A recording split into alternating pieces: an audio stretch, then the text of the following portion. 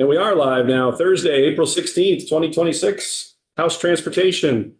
I kind of interested and excited to hear about the winter season. Cindy from VAST is back in committee, probably first time this session, but I think you were here last session and whatnot. Excited to have it back. I hear lots of great things out there in the snowmobile world, and I'm anxious to get an update of how the season went. I also know there's been some safety, there was some troubles, there's some accidents or whatnot this year as well. But then we made the news on a couple things, and then kind of where things are at and what's next. But I'm glad to have you back in committee. Welcome. And thank you very much. For the record, Yep. For the record, Cindy Locke, Executive Director of the Vermont Association of Snow Travelers. And we do have a section on the bill as well. Right. I'm sorry, that was you. Yeah. Thank you. There is a section in the bill that references, references snowmobiles. So we're going to get into that as well. Great. Well, thanks for inviting me to come in. We have had a very good season for, snow-wise, which boosts our membership numbers. We consistently have around 20,000 members statewide. And what that translates into when we have a good winter is more money spent on grooming. So we had 2 years that we had about 22,000 members, which was during COVID, which was when everybody was boosting, even home sales were up. But yeah, so basically what happens is when we have a good snow season, our expenses also go up. So even though our income comes in, our expenses go up. So this year we budgeted $1.2 million to groom our trail system. And we're going to probably end at 1.4 million. And I did send Gabriella a document called About VAST. I'm not going to read it. It's really there for your reference in case you have questions afterwards or during our chat this morning. But Chair Walker, would you like me to sort of give an overview of VAST? Would that be helpful, or? I think a few minutes would be great. Okay. Especially in relation to how big the economic impact it has, for sure. In addition to the amount of members and your network of trail partners, I guess, is how it said. Sure. Okay. So basically, we've been around since the 60s. We have incredible relationships with state agencies. We work really well with the Agency of Transportation. I see Michelle sitting in the room.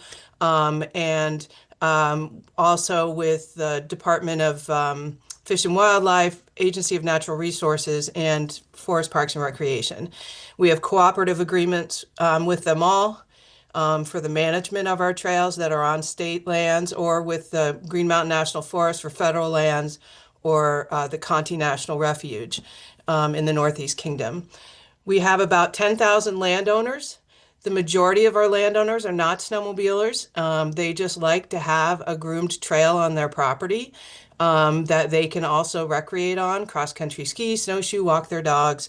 And we sign all those to let our riders know that they could be encountering the landowner or other uses on the trail. A very small percentage of our trails are snowmobile only. And that's because the landowner, doesn't want other people walking on their trails with dogs and things like that. But that's very, very small percentage. Because we're a private nonprofit, we were able to establish our own standards. So we have very, very high safety standards. In fact, we've got programs that other states and provinces are duplicating, like our Safety Ambassador program. We have 40 statewide safety ambassadors, and they help people along the trail. They give people information. They'll assist law enforcement if it's needed. These are not law enforcement, but some of them are retired law enforcement. It's sort of like what you get at a ski area. The program was based on the ambassador programs that ski areas have. A little bit about me. I was a non-motorized person before I started this job 12 years ago. I taught skiing in Stowe, and worked for 3 different chambers of commerce around the state. for 25 years. And so the ambassador program was a way to combine it with a safety program. And so these guys, they're all volunteers. They get a trail pass for one snowmobile to do this, and they log their experiences. They wear high vis vests, so they actually look like law enforcement, but they're not. So that's been a great program for us that's being duplicated, like I said, in other states and provinces. We also have very high standards for signing our trails. Every junction is signed, stop ahead, stop signs, bridge warning, bridge ahead. We have very high standards for that. We Going back to Michelle with working with them when I first started, we were doing the build out for the Lamoille Valley Rail Trail, and over the years worked with them to, after snowmobiling, we put in about 6 million of our own dollars to build that trail. The state of Vermont stepped in to pick up the rest of the build because it is a state entity. The trail is owned by the state of Vermont. And we had, we have a great relationship with all the trail users that use that trail and that we share trails with. Other organizations that we share trails with are Catamount, Kingdom Trails, Craftsbury Outdoor Center, other VIMBA, the mountain bike trail systems, the Cross Vermont Trail. So these are all users that are multi-use users. As far as safety goes, we did have 2 accidents this year. We haven't had any fatalities in the last 5 years until this year. One of the fatalities, which was in Island Pond, was someone who had never ridden a snowmobile before. Tragically, her boyfriend took her on a trail ride, and within a quarter of a mile, she crashed her snowmobile and passed away. It's a very, very sad story. So she had no training, no safety instruction. She was old enough that she didn't have to take the mandatory safety course. She was born after 1983. If you're born after 1983, you have to take a mandatory snowmobile course, safety course. The other accident was also in the Northeast Kingdom. Believe that the last time I spoke with Fish and Wildlife, they think it was a medical event that the gentleman had. And so they're still investigating that, but it was a single accident. We have never had someone get struck by a snowmobile since I've been here. I don't get complaints. If anything, we get thank yous for the grooming of the trails. We have 100 clubs, over 100 clubs. We have over 100 grooming machines statewide, and those cost, I think the most expensive now is about $450,000. Some of the ones in our fleet are a little bit older. All of our clubs are their own nonprofit associations. I'll stop in just a second. I'll mention one more thing because I'm sure I'm leaving some things out you might have questions about. We are self-insured. We started our own captive risk retention group a few years ago. And so our policies, even though we're mandated to hold a $1 million policy by the state of Vermont, we have a $2 million liability policy. And of course, people that open their properties up to outdoor recreation are indemnified by the state of Vermont anyway. But this is just a liability policy to make sure that our landowners are covered. Just because you're indemnified doesn't mean that somebody can't try to take you to court, and there's costs involved with that. We've only had one lawsuit since I've been here in 12 years. And that was about 6 to 7 years ago. And after that, that's when we decided to start our own insurance company. And it's called the American Outdoor Risk Retention Group. Thank you, Cindy. Could you talk a little bit about these partnerships with these, you mentioned Catamount and Kingdom. There are other multi-use groups, are they? I mean, Yeah. not familiar with that, and to a certain, how does that, work? When you say multi-use, you mean there's not just the snowmobilers on there in the winter? Or they mean Right. multi-use that they're using them other seasons for other things, and only you use them in the winter for snowmobiles? No, no, we share mountain bike trails with Kingdom Trails, so there's fat bikes on them. All the rail trails are multi-use. Catamount, one that pops off in the top of my head is in Stowe, goes over to Sterling. So it's cross-country skiers and snowmobilers. There's quite a lot of trails. The Green Mountain National Forest, it's all shared use. All the state lands are shared use. The Groton rail bed is shared use. That one, yeah, there's quite a few that are shared use. And you have a relationship with all those entities, those organizations, or that you can either meet with or continue to work with on whatever comes up? Yes, yep, we do. We have management meetings with them. We have partnership meetings with them. We're all part of the Vermont Trails and Greenways Council. I'm on the board of that. And we work hand in hand. And yeah, I mean, I can tell you from my experience of snowmobiling on a trail where there's skiers and things like that, the skiers will hear us coming, and we know that they're going to be there. So we ride slower because we're in an area that's shared use. There's always slow right down. Everybody waves to each other hi, the skiers wave to us, we wave back. It's a great relationship.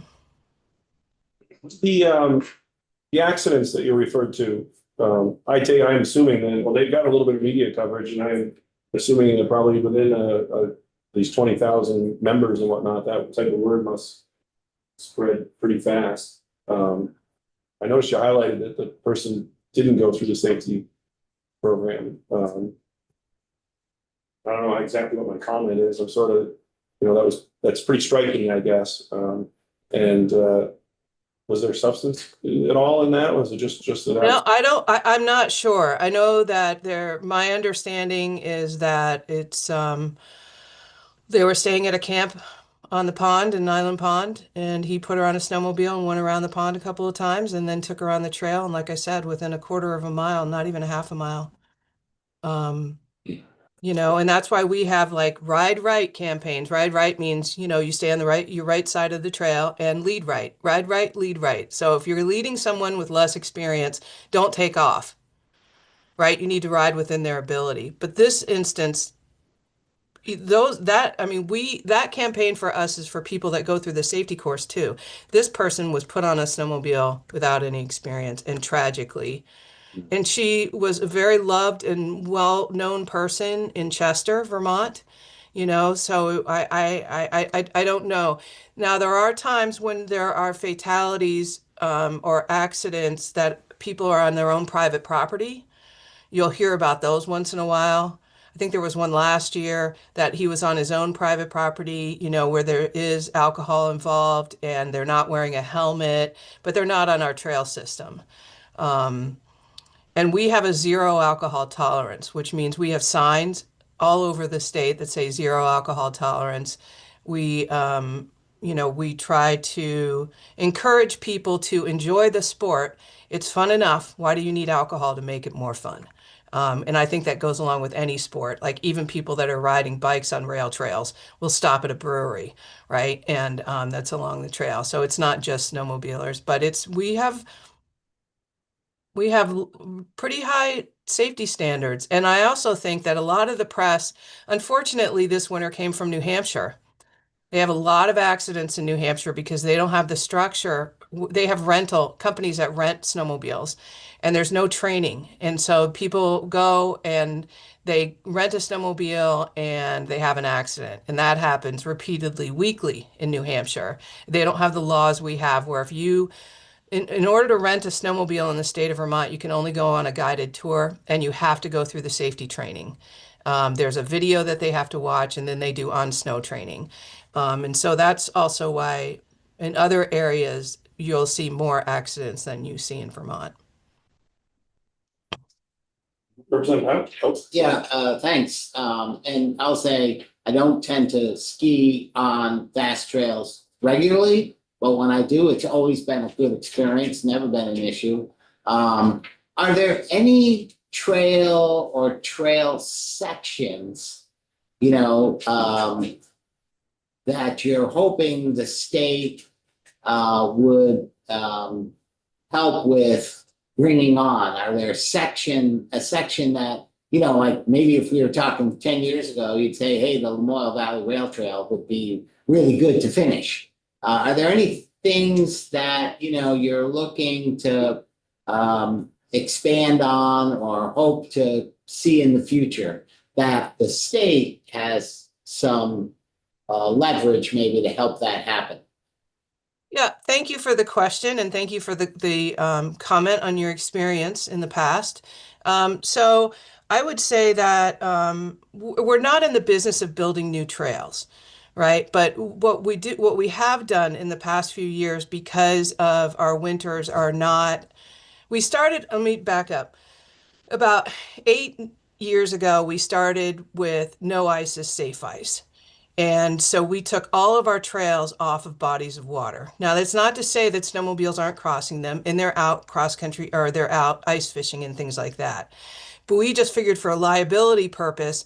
So what we do is we have what we call spur trails that will lead to someone's house, or a few like some households that'll give them the advantage of those few snowmobiles reaching our trail system.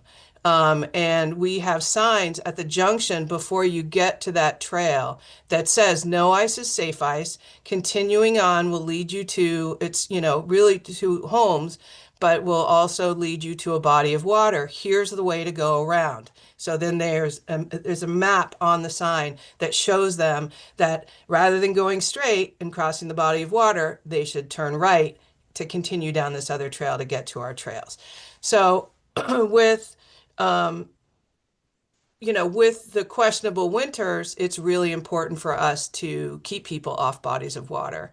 And so I think the only trail that we're, yeah, I mean, those are the types of things that we're acclimating with the changes in winter patterns, is to keep people off bodies of water. Thank you. Representative Lowe? When you groom, is that primarily at night or day too? Most of it's at night because our groomer operators are all volunteers, so they have jobs. So they get home from their 9 to 5 and they get in a groomer, and the groomers go 8, 9, 10 miles an hour and they have big lights on them and they groom at night. Some of our clubs do groom during the day. We have signs that say, you notice that this club in this area, may be grooming during the day. So there'll be a sign so snowmobilers are aware that there might be a groomer out. They're a lot easier to see at night, that's for sure. How do you see this BB spur playing out in our area?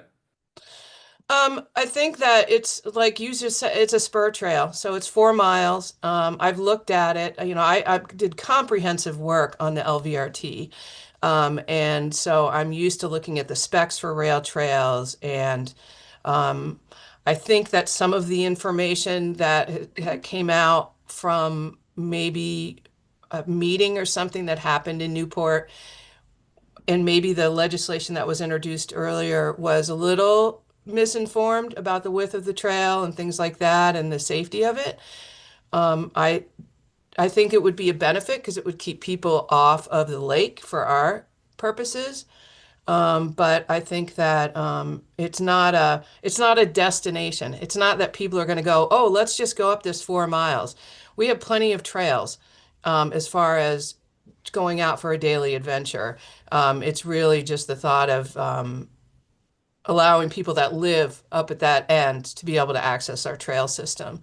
I was just looking at some pictures before we started this morning too, as well. So there's some great winter pictures of cross-country skiers, and there's plenty of width. I know that there's a few bridges that are 7 feet wide. I've been talking to AOT about the possibility of like maybe we put a stop sign and say one-way bridge, and so a snowmobiler would have to stop and if there's whoever gets to the bridge first, goes across and you can see from one end to the other. So there's all kinds of workarounds and I believe that trail is groomed by a local ski club. And I'm not sure what they use to groom it. I don't know if it's a snowmobile. A lot of like cross-country ski areas like Catamount and Kingdom Trails use a snowmobile with a drag because snowmobiles actually help pack down the trail. They don't dig it up. And so, yeah, I think Thanks. that, I think it would be good to have, more public discussion. This is a state-owned trail, and there's certain statutes and laws, federal and state, that protect multi-use rail-banked railways. Okay, thank you. But I will add one thing because Michelle's in the room and she can decide to agree with me or not. But before we built the LVRT, there was fear. There was definitely some people along that trail that were like, "Oh my gosh, what's coming?" And once the trail was open, that completely died off. It was more fear-based than it was the actual experience of what happened after the trail opened.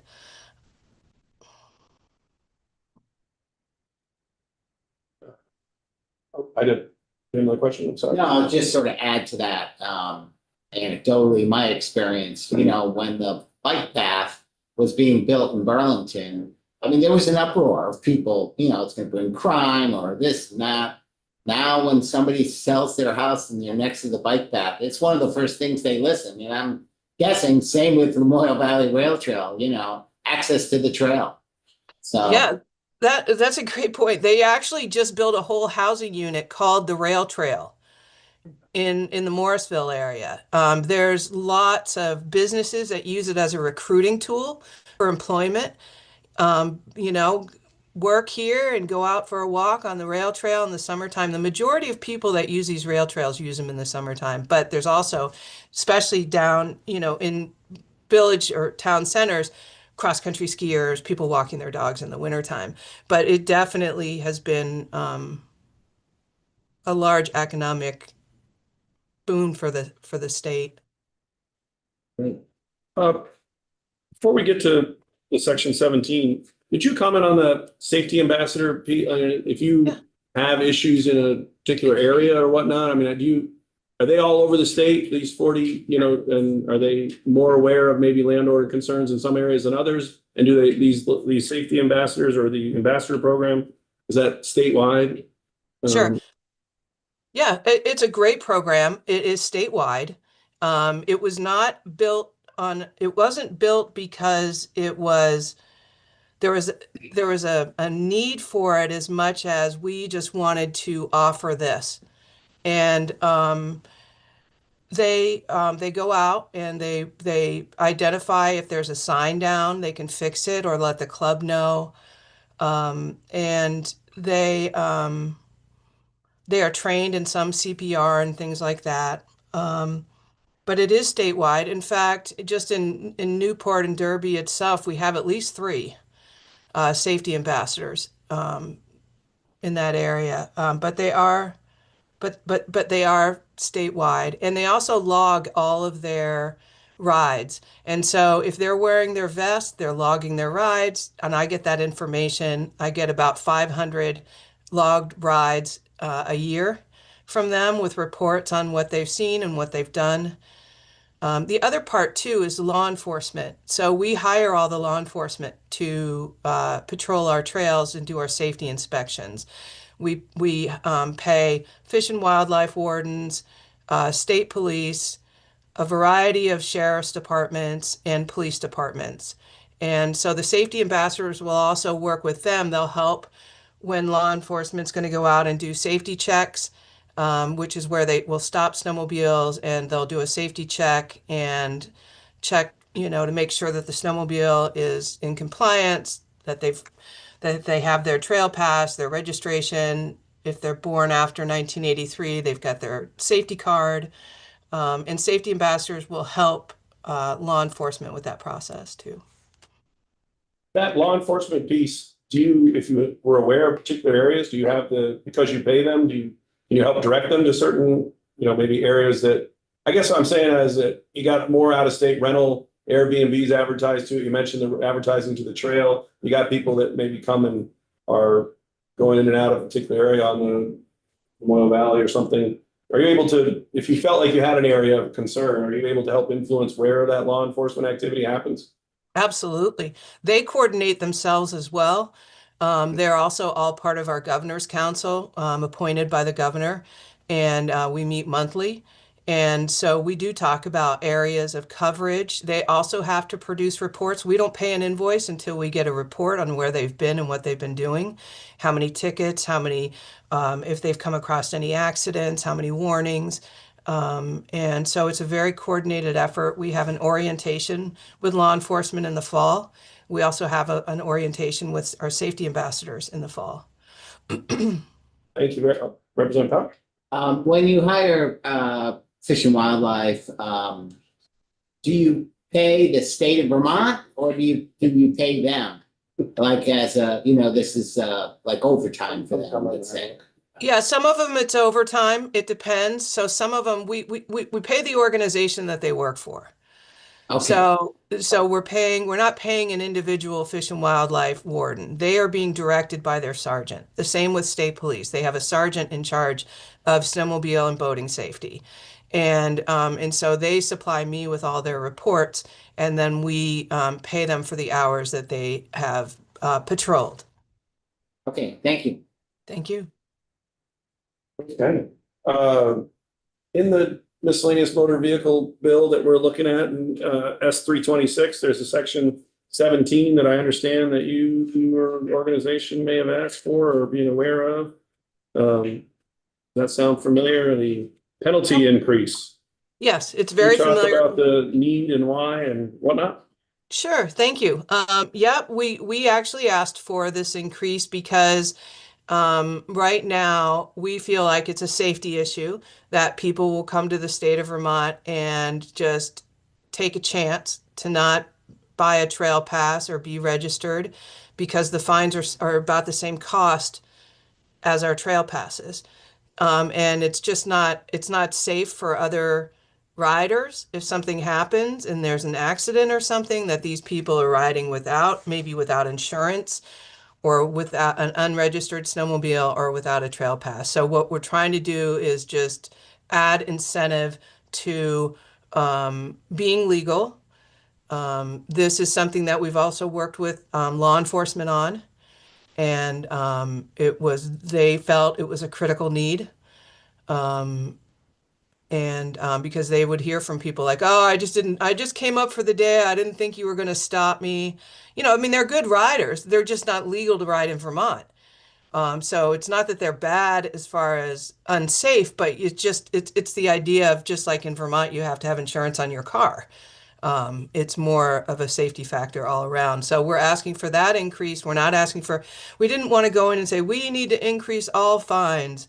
We just really wanted to incentivize people being legal by looking at, well, would you rather pay $235 or would you rather pay $400 for the fine? So really that's why we're asking for the increase. And when law enforcement does write a ticket, that money comes back to help support our law enforcement program as well. We get funds for fines, and it's not a lot, believe me. We're not doing it for the money. It's not a lot. I'm talking like $8,000 a year. Yeah, it goes into the law enforcement fund, I guess. In statute, there's a certain amount of money from registrations that goes into law enforcement. That's how we're able to pay law enforcement. So that's about $8,000. You mentioned you like 1.4 million in grooming this year. Just how big is the vast total, budget? So the $8,000 is small. I mean, it is a small piece. What is the approximate vast total budget number? 4 million. Thank you.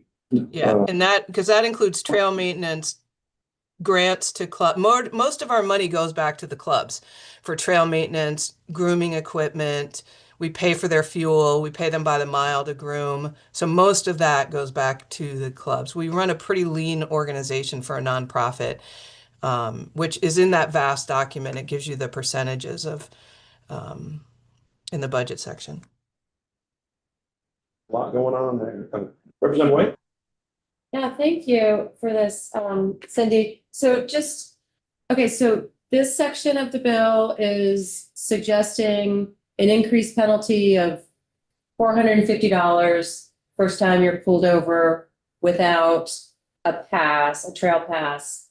And can you remind me what the previous fee has been? And then also, if you can just confirm, I'm assuming that when a snowmobiler buys their VAST pass, that part of that, so they need to be registered, they need to have insurance, they need to have their safety license if they're born after 1983. Can you just like review what you all are checking when someone purchases a valid license or a pass?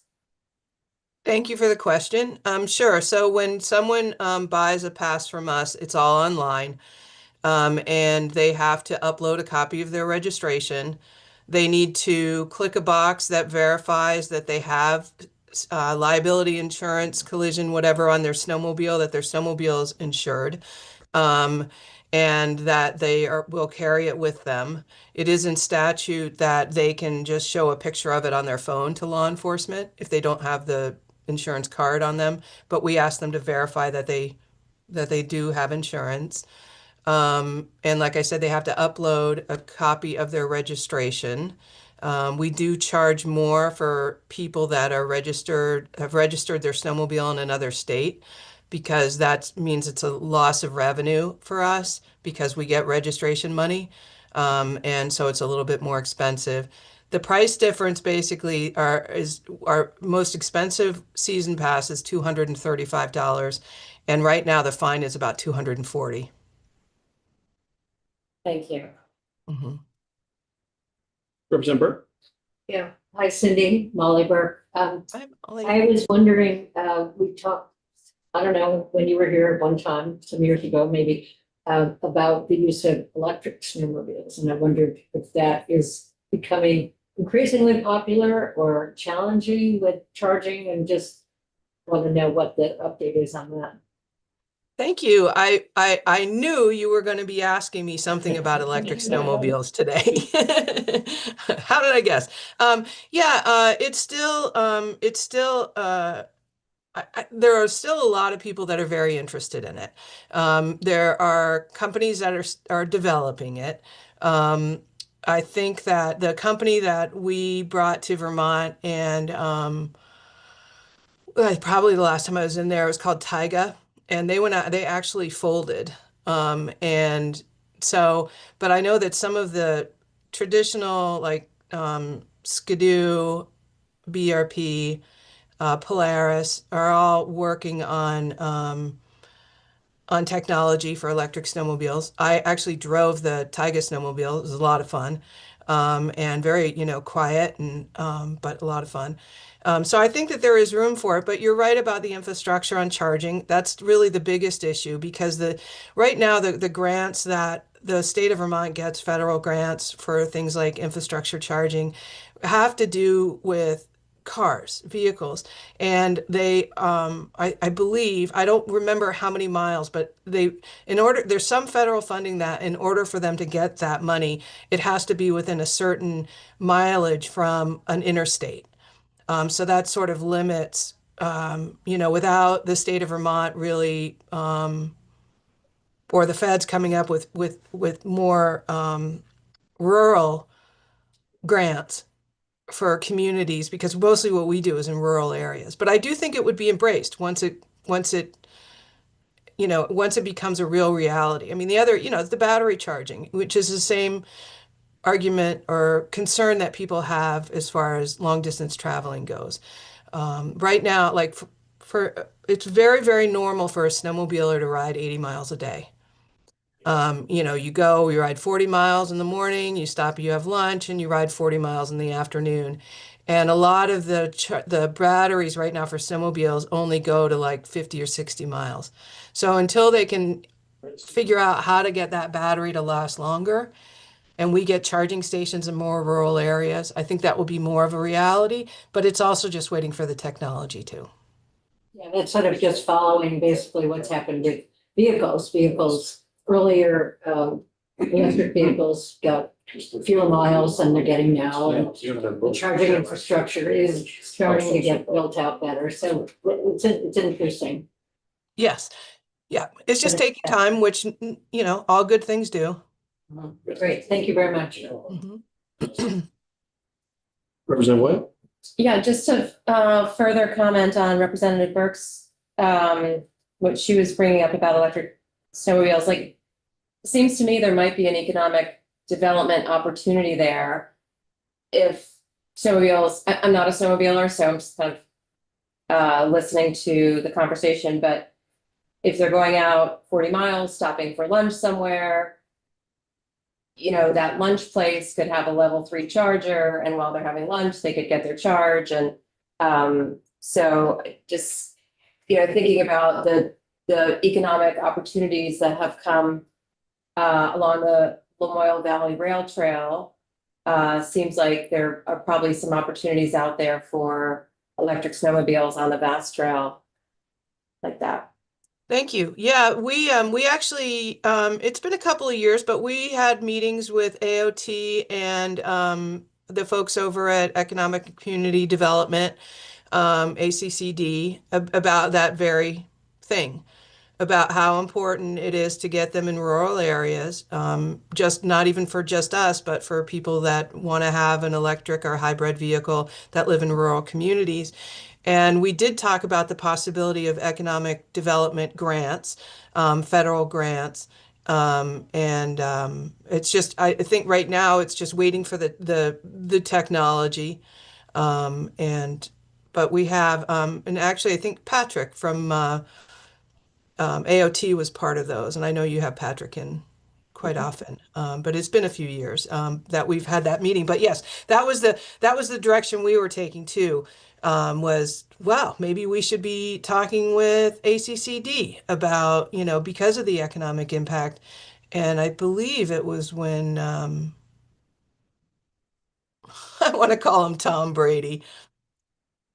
What's his first name? I can't think of it. Anyway, he used to be the head of ACCD. Ted Brady, thank you. Aaron will get a kick out of that. Cindy, just going back to the actual language bill of increasing the penalties, I always like to have, you know, justification in my mind. You know, because I think the justification, you know, would be for me is like the fine would be too low because people just are ignoring it. It's just like it's worth the gamble. Do you have over the last 3 or 4 years of tickets that have been issued for people that haven't met the criteria laid out in this section? Has it gone up, steady, or, you know, what are we looking at? I do have those numbers and I can send them over to you.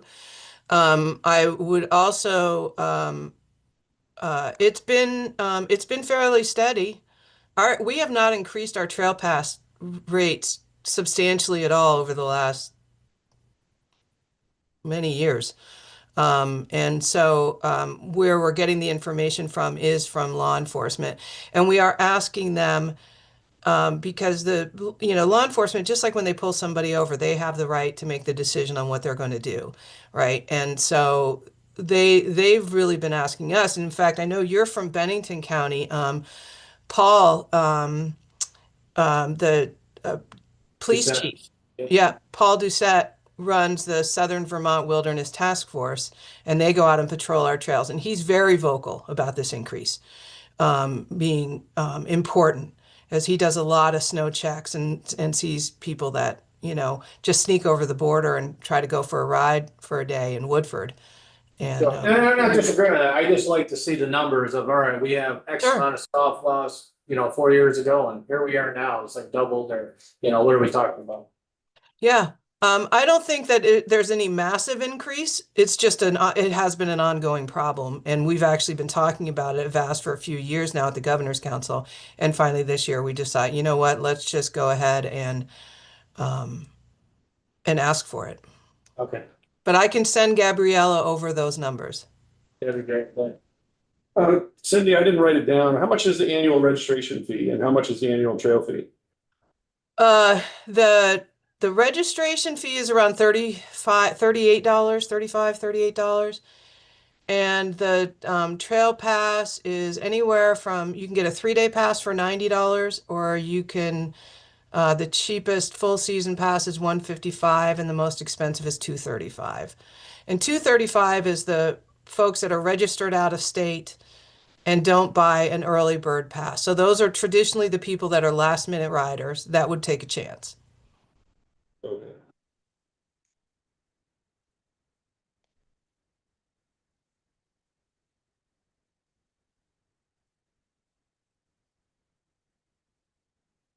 Anybody else have any questions?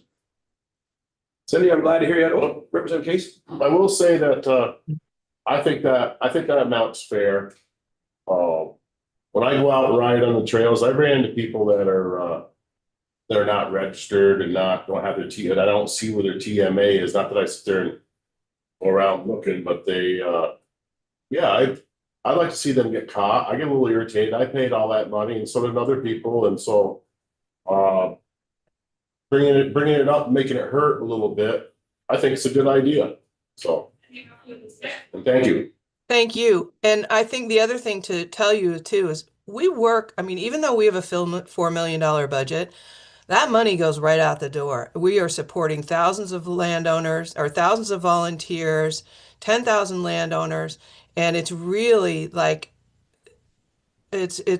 we're not flush. Let me put it that way. We're basically, it takes a lot to run this industry, but it also takes a lot to support the volunteers that are out there doing the boots on the ground work. And it's unfair to them because they're out there putting the signs up in the fall, taking them down in the spring, grooming the trails, brush cutting, all that ditching, putting in culverts, and that money is all to support them. I think everybody does a wonderful job. It's all well marked out there. You don't get lost. Plus you have I get on my phone, you have that, you have a website kind of deal there that.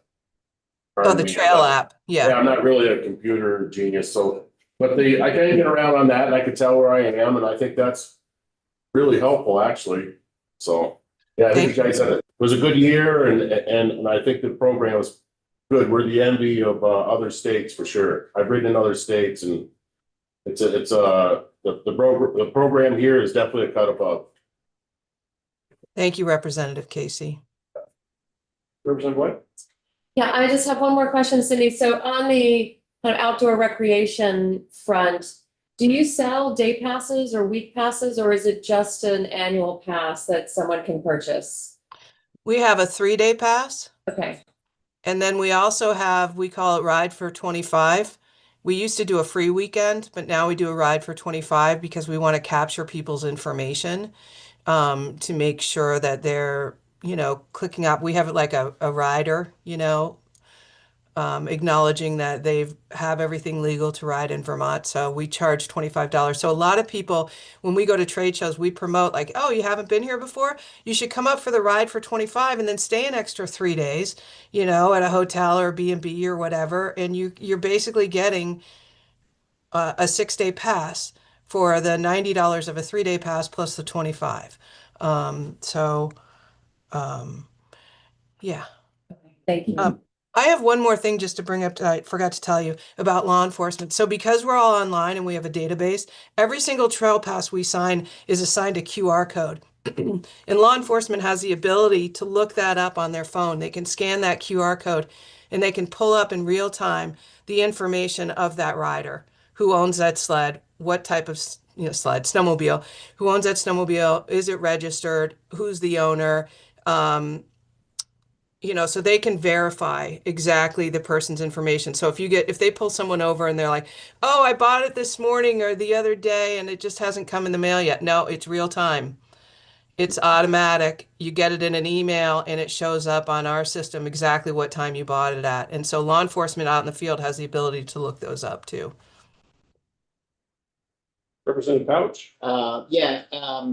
I'm curious, over the years, how many Canadians bypasses, are there connections that they can, go through to come in? And then has that gone down in the last year or so? If it was, of any numbers. Yeah, so that's a great question. There are a couple of places that you can go through the border. I think Canaan, that area, Derby, up on Derby Line, maybe over in Richmond, I'm not sure. But the majority of our Canadian visitors are people that could be registered in the state of Vermont as well. So we don't always we'll capture it in our database, but it won't come out in the registration data that you would get from DMV because unless it's registered in Quebec or Ontario, we have a very small group that comes here. But that's because the snowmobiling is outstanding Right. in Canada, right? They're more guaranteed to have snow, and it's a different type of snowmobiling experience up there. So there's a lot of Vermonters that go to Canada, and there are Canadians that come down here. But I don't think we've really seen a decrease because of the political things that have been going on nationally. It's just never been a huge thing. In fact, we get more people from Ontario than Quebec that come here to snowmobile. Okay, thank you. Mm-hmm. Makes sense. They just have. Well, Cindy, thank you very much. It's always very thorough and we appreciate that. Much like your network, I guess. And anyone else had a last moment? I'd say thank you very much for joining us. Thank you. We appreciate it. And the Thank work. you all very, very much. Anytime, reach out. And I appreciate what you do and the commitment that you have for the state of Vermont. So thanks. Thank you, Cindy. Have a good day. You too. For the committee, and I understand you said yes, they did vote the bill out. No, they didn't Oh, vote. not I mean, yet. yeah, They're still working on it. no, they're Okay. still working on it. But All right. yeah, they're getting closer. Okay, we are adjourned until tomorrow. And tomorrow will be based on the floor. We will have Damien, if it's a reasonable time frame to get off the floor, we will work with Damien on potential markup of at least knocking off the sections we agree on. And we thumbs up and